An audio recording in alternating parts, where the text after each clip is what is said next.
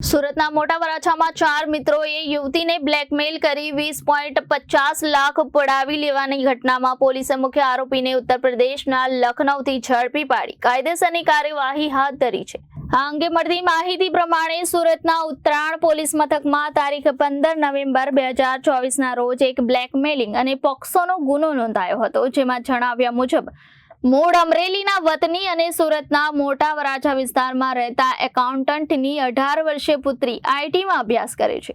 એક વર્ષ અગાઉ તેની મિત્રતા તુષાર ગજેરા સાથે થઈ હતી। બાદમાં તેની મારફતે તે અનિકેત ઉર્ફે બાવો, સાજન ભરવાડ અને સંદીપ ઉર્ફે કાનો રસિકભાઈ વરસાણીની પણ મિત્ર બની હતી। તમામ મિત્રો સાથે ફરવા જતા હતા। તેઓ મોટા વરાછા પનવેલ પોઈન્ટ ખાતે હોટલમાં અને કામરેજ સેવણી ગામ ખાતે ફાર્મ હાઉસમાં ગયા હતા, ત્યારે ત્યાં ફોટા પાડ્યા હતા।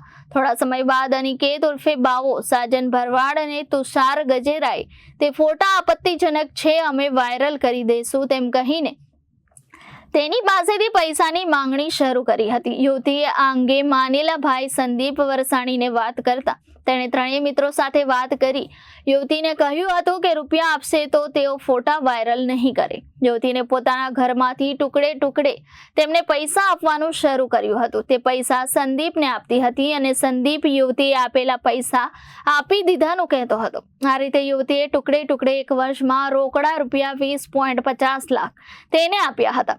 એટલું જ નહીં, પોતાના ઘરમાંથી 1 લાખની કિંમતની હીરા જડિત બુટ્ટી પણ આપી હતી। જો કે યુવતીએ 5 લાખ લોકરમાંથી ઉપાડતા તેનો મેસેજ તેના પિતાને આવ્યો હતો। આથી તેમણે યુવતીને પૂછ્યું હતું, પરંતુ તે સમયે તેણે કોઈ ખુલાસો કર્યો ન હતો। થોડા સમય બાદ યુવતીએ ઘરે ફિનાઇલ પીને આપઘાતનો પ્રયાસ કરતા ઉત્તરાણ પોલીસને જાણ થઈ હતી। ઉત્તરાણ પોલીસે યુવતીની પૂછપરછ કરતા સમગ્ર પ્રકરણ બહાર આવ્યું હતું।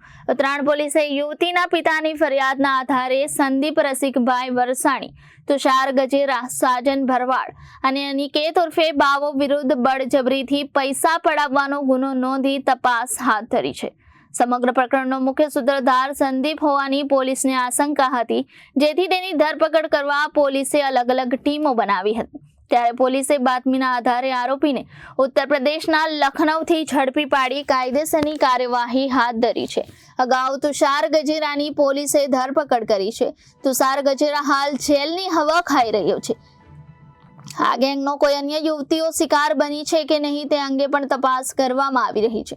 આરોપી સંદીપ ઉર્ફે કાનો રસિકભાઈ વરસાણીની મોડસ ઓપરેન્ડી વિશે પોલીસે જણાવ્યું હતું કે આરોપી ભાડાની કાર અને બાઇક લઈને કોલેજ અને યુનિવર્સિટી કેમ્પસમાં ફેરવતો હતો અને યુવતીને આકર્ષિત કરી તેની સાથે મિત્રતા કરતો હતો। બાદમાં યુવતીઓને સાથે ફરવા લઈ જઈ તે અંગત ફોટા પાડી વાયરલ કરવાની ધમકી આપી પૈસા પડાવતો હતો। હાલ પોલીસે આ ગુનામાં સંડોવાયેલા અન્ય આરોપીઓને પકડવા ચક્રો ગતિમાન કર્યા છે।